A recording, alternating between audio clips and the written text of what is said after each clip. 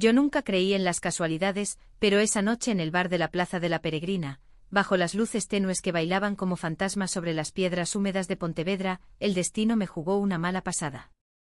Celia apareció como un vendaval, con su risa que cortaba el humo de los cigarrillos y sus ojos verdes que me atraparon como redes de un pescador en la ría. Eres la chica que pintaba murales en la muralla vieja, ¿verdad? He visto tu alma en esos colores, me dijo, y en ese instante mi corazón latió tan fuerte que pensé que el mundo entero lo oiría. Pero no era solo una frase bonita. Aquella noche, mientras la lluvia azotaba las ventanas empañadas, Celia me confesó que buscaba a alguien como yo, joven, libre, con sueños que no se doblegaban ante la rutina gallega. Yo, Victoria, de 25 años, huérfana de un padre que se perdió en el mar y una madre que se rindió al cáncer demasiado pronto, creí que era mi salvación. Ella, con su acento refinado de Madrid pero raíces en esta tierra brumosa, prometió un mundo de viajes, de besos robados en las playas de las Rías Baixas, de un amor que borraría las cicatrices de mi soledad. Me invitó a su casa esa misma semana, una mansión escondida en las colinas de Poio, y yo, tonta, pensé que era el comienzo de un cuento de hadas. No sabía que era el prólogo de una tormenta. Los primeros días fueron un torbellino de emociones que me hicieron olvidar el frío perpetuo de Pontevedra. Celia era 10 años mayor que yo, pero su vitalidad la hacía parecer eterna, alta, con el cabello castaño corto que enmarcaba un rostro anguloso y esos ojos verdes que parecían leer los secretos del Atlántico. Vivía en una casa de piedra restaurada, con vistas al mar que rugía como un amante celoso. Me mostró su mundo, cenas a la luz de velas con mariscos frescos de la lonja, paseos por el Monte das Ánimas donde contábamos leyendas de almas en pena, y noches en las que sus manos trazaban mapas invisibles sobre mi piel, susurrando promesas en un español que sonaba a poesía de Lorca. Eres mi musa, Victoria. Con tu fuego pintaré mi vida de nuevo, me decía, y yo me derretía, creyendo que por fin había encontrado a alguien que me veía más allá de la chica que vendía postales en el mercado para pagar el alquiler. Pero pronto, las grietas aparecieron. Celia era rica, sí, heredera de una familia de armadores que había amasado fortuna con barcos que surcaban el mundo, pero su riqueza venía con sombras. Una mañana, mientras desayunábamos pulpo a feira en la cocina con vistas al viñedo que trepaba por la ladera, noté un álbum de fotos viejo en un estante. Lo abrí por curiosidad y allí estaba ella, joven, riendo con una mujer de cabello rojo fuego, en una playa de la Costa da Morte. Mi primer amor, murmuró Celia al verme, con una sonrisa que no llegaba a sus ojos. Se llamaba Elena, y había muerto en un accidente de coche 10 años atrás, dejando a Celia con un vacío que llenaba con obras de caridad y fiestas vacías. No quiero hablar de eso, cortó, y yo, ingenua, asentí, pensando que el tiempo curaría lo que el mar no se había llevado. Sin embargo, el fantasma de Elena se colaba en todo. En las noches Celia se despertaba gritando su nombre, y yo la abrazaba, susurrándole que yo estaba allí, viva y real. Pero sus caricias se volvían posesivas, como si temiera que yo también me evaporara. No me dejes nunca, Victoria. Eres lo único que me ata a esta orilla, me rogaba, y yo prometía, ignorando el peso de esas palabras. Empecé a trabajar en su jardín, pintando frescos en las paredes de la casa, mujeres entrelazadas en danzas eternas, inspiradas en las meigas de las leyendas gallegas. Ella me observaba horas con una intensidad que me halagaba y al mismo tiempo me inquietaba. ¿Por qué yo?, le pregunté una tarde mientras el sol se hundía en el horizonte teñido de naranja. Porque en ti veo lo que perdí, pureza, fuego. Quiero que seas parte de mí, para siempre. Aquellas palabras deberían haber sido una alarma, pero el amor es ciego, y en Pontevedra, donde la niebla envuelve los secretos como un manto, yo seguí adelante. Nos fuimos a Santiago de Compostela un fin de semana, caminando por el camino como peregrinas modernas, besándonos bajo el botafumeiro que oscilaba como un péndulo del destino. Allí, en una posada antigua, Celia me regaló un anillo de plata con una turquesa del mar. Es de Elena, pero ahora es tuyo. Llévalo como promesa. Lo acepté sintiendo un escalofrío que atribuí al viento del norte. Pero en el viaje de regreso en el coche por la AP9 ella confesó más, su familia la había repudiado por Elena, llamándola desviada, y solo la muerte de su amante la había reconciliado con ellos, a cambio de silencio eterno. Soy una viuda en las sombras, Victoria. Tú me das luz. Lágrimas rodaron por sus mejillas, y yo la consolé, jurando que juntas romperíamos esas cadenas. La rutina se instaló como la marea alta. Yo dejé mi piso en el casco viejo para mudarme con ella, pintando murales en iglesias abandonadas de la comarca a cambio de unos euros, mientras Celia dirigía la fundación familiar que ayudaba a mujeres maltratadas en las Rías Baixas. Nuestras discusiones eran apasionadas como las tormentas gallegas, ella celosa de mis amigas del bar, yo frustrada por su necesidad de control. «No soy tu trofeo», le grité una noche, después de que cancelara una exposición mía porque no era el momento. «Eres mi salvación», replicó ella, y nos reconciliamos en la cama, con besos que sabían a sal y a promesas rotas. Pero el verdadero conflicto surgió cuando encontré la carta. Era una tarde de otoño con las hojas de los castaños cayendo como confeti triste sobre el patio. Celia estaba en Vigo en una reunión de la fundación, y yo curioseaba en su estudio buscando pinceles viejos. En un cajón secreto bajo facturas de barcos, hallé un sobre amarillento dirigido a Elena. Lo abrí temblando y las palabras me golpearon como una ola. «Celia, mi amor, si lees esto es porque he fallado. No fue un accidente, el cáncer me come viva, y no quiero que me veas marchitar. Toma mi vida, haz la tuya. Encuentra a alguien que pinte tu mundo de colores, como yo no pude. Pero recuerda, nuestro amor fue real, no un pecado. Perdóname por dejarte sola. Firmado con amor, fechado un mes antes de la muerte de Elena». Mi mundo se derrumbó. Elena no había muerto en un choque. Se había suicidado por una enfermedad terminal, y Celia lo había ocultado. Corrí al teléfono, llamando a amigas comunes en A Coruña, y las piezas encajaron, el rumor de que Elena había desaparecido, no muerto, la fundación de Celia nacida de esa tragedia, que nunca lo fue. Lágrimas de rabia me nublaron la vista. Celia no buscaba una novia, buscaba un reemplazo, alguien para llenar el vacío que Elena había dejado deliberadamente, ocultando la verdad para no manchar su memoria. ¿Y yo? ¿Era solo un lienzo para su duelo eterno? Cuando Celia volvió esa noche la confronté en la cocina, el anillo de turquesa apretado en mi puño. «Dime la verdad. Elena se mató por el cáncer, ¿y tú lo convertiste en un accidente para tu familia santurrona?» Su rostro palideció, los ojos verdes se llenaron de pánico. «Victoria, amor, no es lo que piensas». «Pero lo era». Gritó, lloró, suplicó, había mentido para proteger el legado de Elena, para que su fundación honrara su lucha contra el cáncer en silencio. «Quería tu alma porque la tuya es como la de ella, indomable. No es reemplazo, es redención». Pero sus palabras sonaban huecas y yo vi la verdad, su amor era posesión, un bálsamo para su culpa, no por mí. Huí esa noche bajo la lluvia que convertía los caminos en ríos de barro. Corrí hacia Pontevedra al puente viejo sobre el Lérez, donde el agua rugía como mi furia. Me detuve allí empapada, gritando al vacío, porque el amor siempre duele como una traición. Celia me siguió, su coche derrapando en la curva. Bajó corriendo hacia mí, pero yo la detuve con la mano. «No me toques. Pensé que me querías por quien soy, no por el fantasma que cargo en tus hombros». Ella cayó de rodillas en el charco sollozando, «Te quiero, Victoria. Elena me enseñó a amar, pero tú me enseñas a vivir. Perdóname, por favor». El viento aullaba, y en ese momento vi su vulnerabilidad, no era la mujer rica manipuladora, sino una herida abierta como yo. Permanecimos allí horas, hablando bajo la tormenta. Ella confesó todo, el suicidio de Elena, planeado para no ser una carga, la presión familiar que la obligó a mentir, su miedo a perderme porque en mí veía no un eco sino un futuro. Yo con el corazón hecho trizas entendí la profundidad de su dolor. En Galicia, donde las mujeres como nosotras aún susurran sus amores, Celia había construido murallas de secretos para sobrevivir. Pero el mío también dolía, la traición de ser elegida por similitud, no por singularidad. «Necesito tiempo», le dije, quitándome el anillo y dejándolo en su palma. «No para odiarte, sino para encontrarme». Los meses siguientes fueron un purgatorio. Volví a mi piso en la calle Michelena, pintando murales furiosos en las paredes del casco viejo, mujeres rompiendo cadenas, amantes separadas por mares de mentiras. Celia respetó mi espacio, enviando cartas perfumadas con jazmín, flores del jardín que yo había plantado.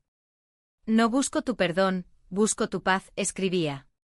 La fundación prosperaba, y oí que había revelado la verdad sobre Elena en una gala en Vigo, liberando su alma al fin.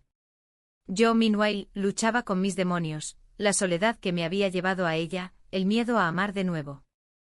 El Alto Trao llegó en Navidad, durante la feira da Lamprea en Arbo. El río Miño bullía de vida, y yo estaba allí, bebiendo queimada con viejos amigos, cuando la vi, Celia, sola en la orilla, con un vestido rojo que contrastaba con la niebla. Nuestras miradas se cruzaron como rayos, y el mundo se detuvo. Corrí hacia ella, no por rabia, sino por un anhelo que me aterrorizaba. He mentido por miedo, pero te amo por verdad, dijo, voz quebrada.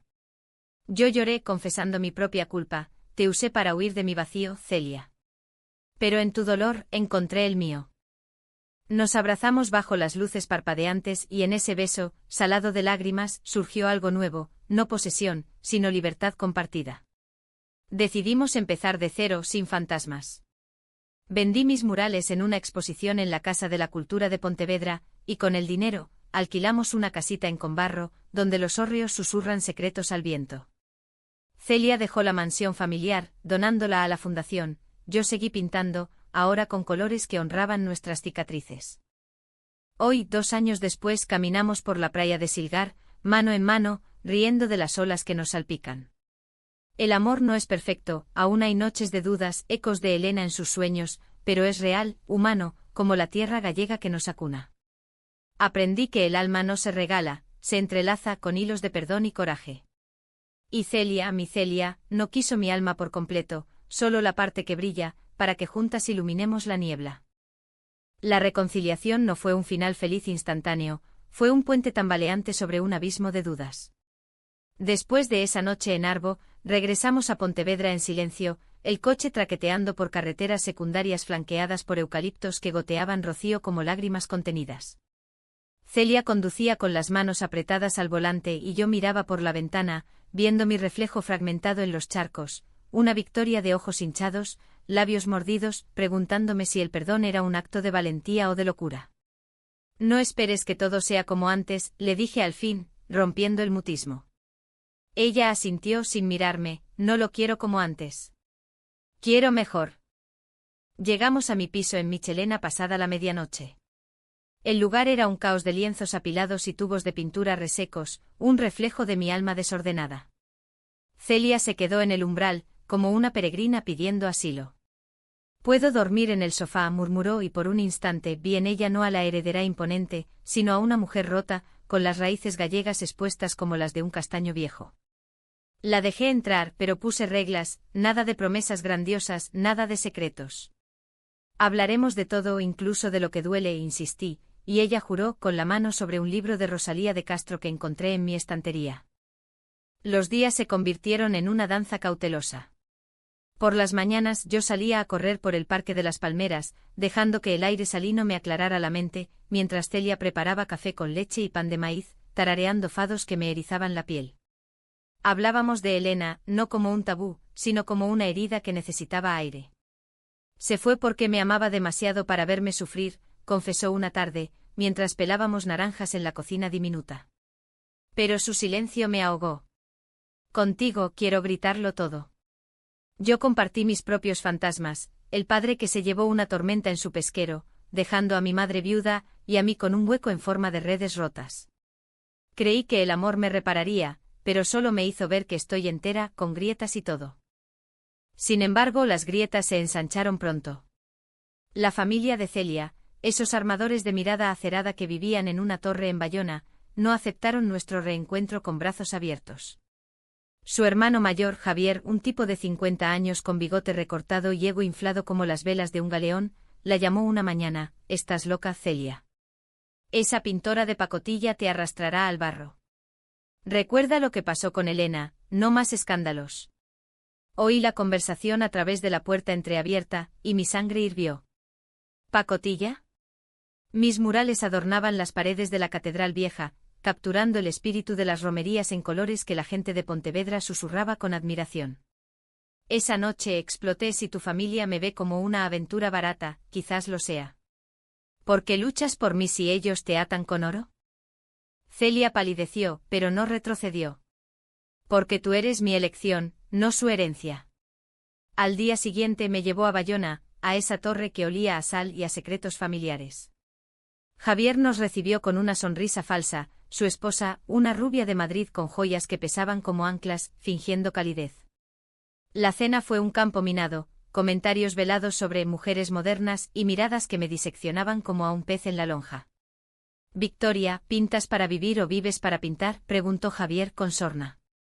Respondí, «Pinto para recordar que el alma no se compra con barcos». El silencio cayó como una red, y Celia apretó mi mano bajo la mesa, un gesto que valió más que cualquier fortuna. Pero el verdadero conflicto estalló cuando su madre, doña Isabel, una viuda de 70 años con el porte de una reina destronada, reveló un secreto que Celia había enterrado aún más profundo. Estábamos en el jardín de la torre, rodeadas de camelias que florecían desafiando el viento atlántico, cuando Isabel me tomó aparte. «Mi hija te quiere, niña, pero lleva una carga que no sabes. Elena no solo se fue, dejó una carta para Celia, pero también una para mí. Decía que si Celia no la dejaba ir, la arrastraría al abismo.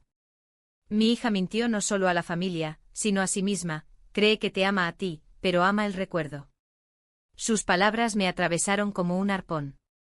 ¿Era yo un puente a Elena, o solo un espejismo?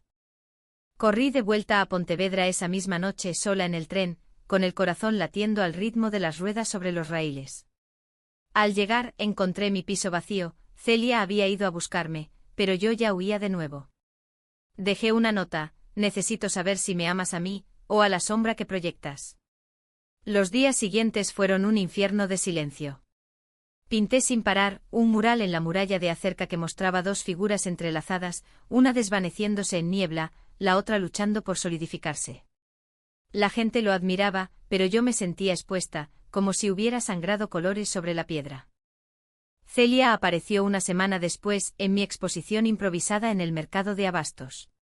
Llovía a cántaros y el aroma a pulpo y empanada se mezclaba con el de la tierra mojada.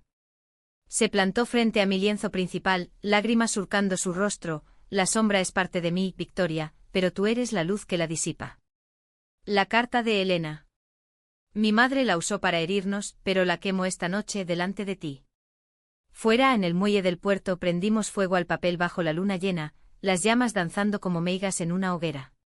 «Te amo por tu fuego propio», susurró, y en ese abrazo, bajo las estrellas que titilaban sobre la ría, sentí que el puente se fortalecía. Aún así, las decisiones difíciles no cesaron. Decidí dejar la pintura comercial por un tiempo, uniéndome a la fundación de Celia como voluntaria, enseñando arte a mujeres en refugios de Ourense, escuchando sus historias de violencia y resiliencia. Ella, por su parte, confrontó a su familia en una carta pública leída en la prensa local: «Mi amor por Victoria no es un escándalo, es mi verdad gallega, arraigada como el albariño en estas tierras». Javier cortó lazos financieros, pero Celia sonrió: «Somos ricas en libertad». Nuestra vida en Combarro empezó entonces, en esa casita de piedra con hórreos como guardianes silenciosos. Las mañanas eran de café y risas, las tardes de paseos por las playas de granito, donde recogíamos conchas que contaban leyendas del mar. Pero el pasado acechaba. Una noche un sueño me despertó gritando el nombre de mi padre, y Celia me acunó, susurrando: «El mar se lleva, pero nosotras nos quedamos». Encontramos profundidad en la terapia conjunta, en sesiones con una psicóloga de Vigo que nos enseñó a desentrañar los nudos de traición y pérdida. Y así, paso a paso, construimos un amor humanizado, no romántico idealizado. En Pontevedra, donde las procesiones de Semana Santa recuerdan la redención, aprendimos a perdonarnos. Yo pinté nuestro retrato, dos mujeres de pie en un puente, no separadas, sino unidas por la lluvia que lava las mentiras. La vida en Combarro era un bálsamo, pero como todas las curas gallegas, amarga al principio, dulce al final. Despertábamos con el canto de las gaviotas y el rumor de las olas rompiendo contra los postes de los barcos de percebes, esos crustáceos que se aferran a la roca con tenacidad ciega, como nosotras a nuestro amor reconstruido. Celia, con su habitual energía, había transformado el jardín en un vergel de hortensias azules, símbolo de la lealtad en estas tierras brumosas. Yo, con manos manchadas de tierra y pintura, plantaba junto a ella, riendo cuando una abeja nos perseguía como un celoso del pasado. «Mira, Victoria, hasta las flores saben que juntas florecemos», decía, y yo, por primera vez en meses, creía en sus palabras sin sombra de duda. Pero la paz es frágil como el cristal de una botella de Ribeiro, y pronto, un conflicto nuevo irrumpió: mi propia familia fantasma. Mi tía Rosa, la hermana de mi madre que había emigrado a Buenos Aires, pero volvía cada verano a su casa en Marín, me escribió una carta que llegó como un vendaval sahariano. Victoria, hija, oí rumores en el pueblo. Esa mujer rica. ¿Es verdad lo que dicen? No manches el nombre de tu madre con vicios de ciudad. Las palabras me cortaron. ¿Vicios? Mi madre en su lecho de muerte me había susurrado, ama sin miedo, mi niña. El corazón no pregunta permisos. Pero Rosa, con su catolicismo de misa dominical y rosario en mano, veía en Celia no una compañera, sino un pecado mortal. La confronté en su casa, un chalet modesto con vistas al estuario de Vigo, donde el humo de la chimenea olía a morcilla y a juicios no dichos. Tía, Celia me salvó de la soledad. ¿Por qué juzgas lo que no entiendes?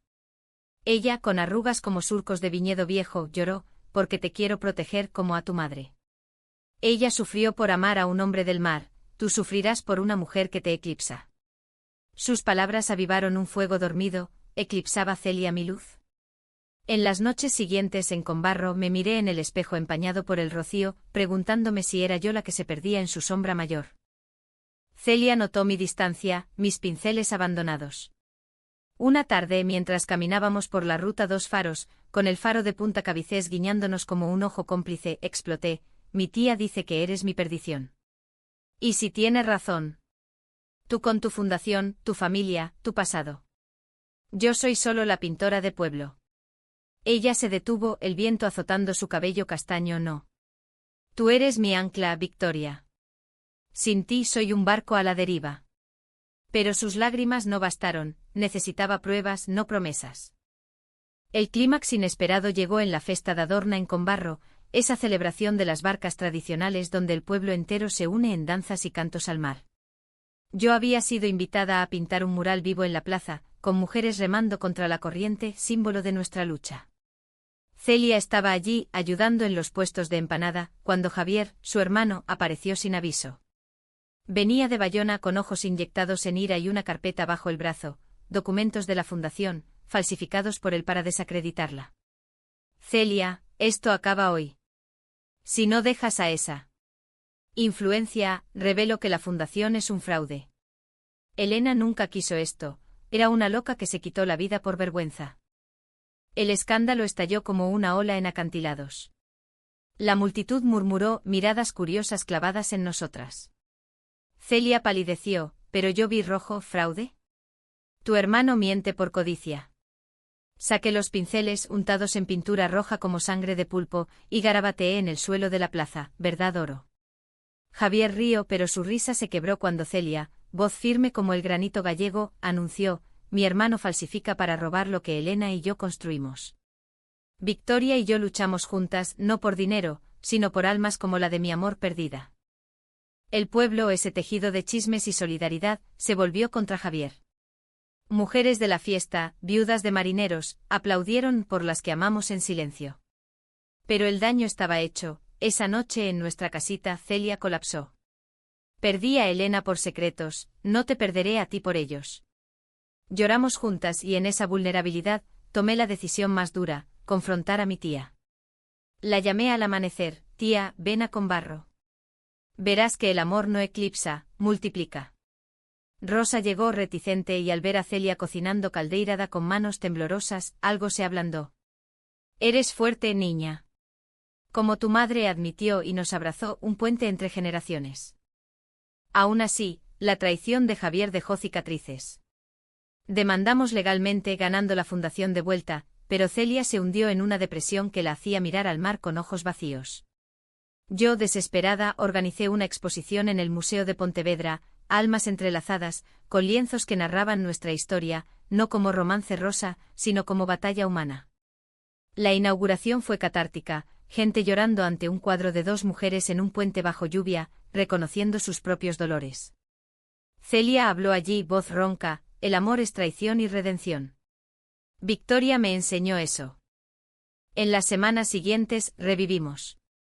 Viajamos a las Islas Cíes, acampando en playas vírgenes donde el cielo se funde con el mar. Allí, bajo estrellas como confeti de dioses celtas, hicimos el amor no con pasión ciega, sino con ternura consciente, besos que sabían a sal y a futuro.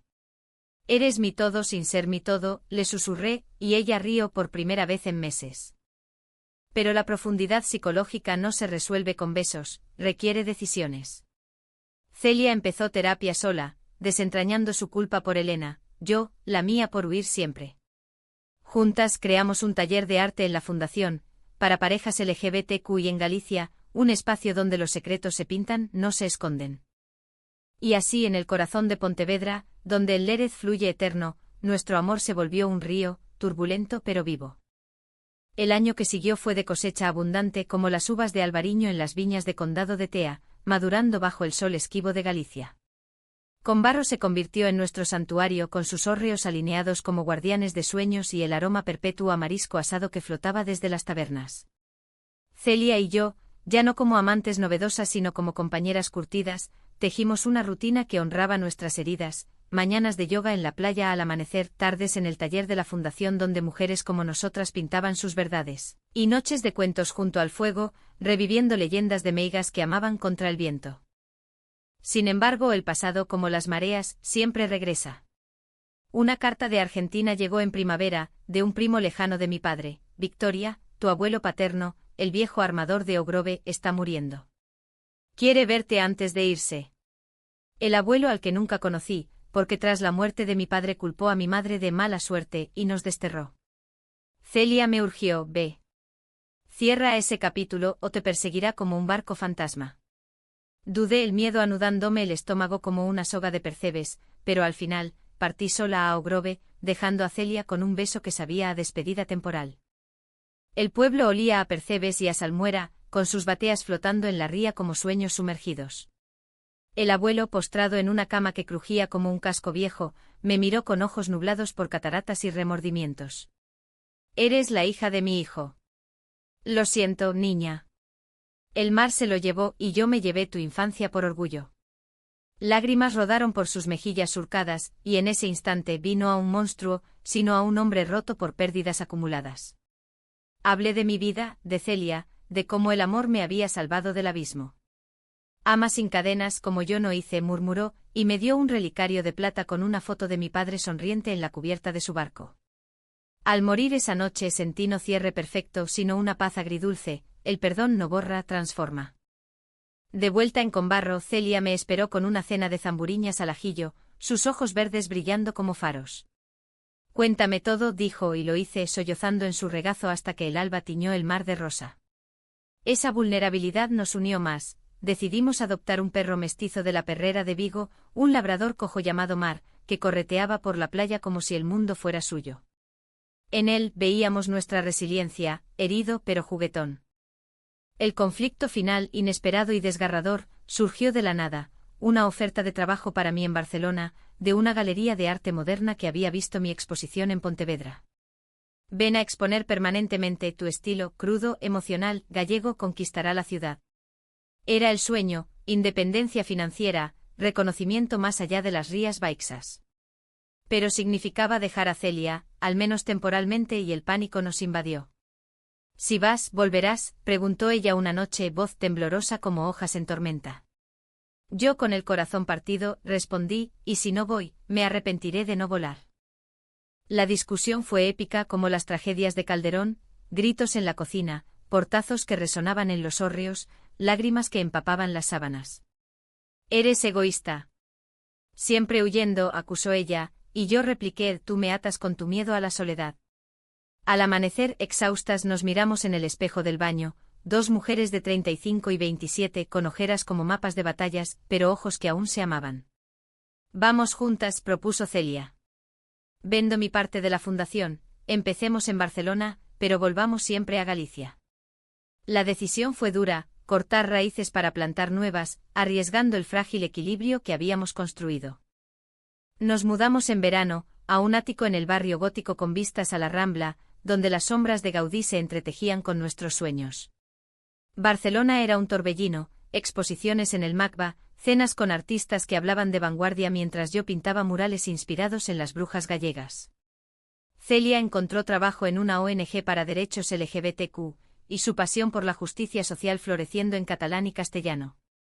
Pero la nostalgia nos mordía, el sol mediterráneo era cálido, pero no tenía el alma húmeda de Pontevedra, las paellas eran exquisitas, pero anhelábamos pulpo a feira. El alto trao emocional llegó en otoño, durante la Mercé, con castells humanos alzándose como torres de Babel. En medio de la fiesta, rodeadas de dragones que escupían fuego, Celia se arrodilló, no con anillo, sino con el relicario de mi padre. Victoria, no quiero tu alma, quiero caminarla contigo. Volveremos a casa. Lágrimas mezcladas con sudor, y yo gritando sobre el tambor sí. Pero con alas, no con cadenas. Regresamos a Pontevedra en invierno, alquilando una casa en Poio con vistas al monte. La fundación creció, yo pinté una serie sobre migraciones emocionales, amantes que viajan, pero vuelven, y Celia escribió un libro, Sombras de amor, una viuda gallega en busca de luz, un testimonio crudo que se vendió en ferias de Santiago y más allá. El pueblo nos recibió como hijas pródigas, en la romería vikinga de Catoira, bailamos disfrazadas de guerreras, riendo hasta el amanecer. Hoy, 5 años después de aquella noche en la plaza de la Peregrina, miro a Celia durmiendo a mi lado, su respiración rítmica como las olas en Silgar. Nuestro amor no es cuento de hadas, es epopeya humana, con traiciones que forjaron acero, malentendidos que enseñaron empatía, decisiones que dolieron como partos. En Galicia, tierra de niebla y claridad, aprendimos que el alma se comparte, no se posee. Y en cada beso, bajo puentes de lluvia o soles de Barcelona, sentimos la redención, no perfecta, pero profunda, eterna como el mar que nos baña.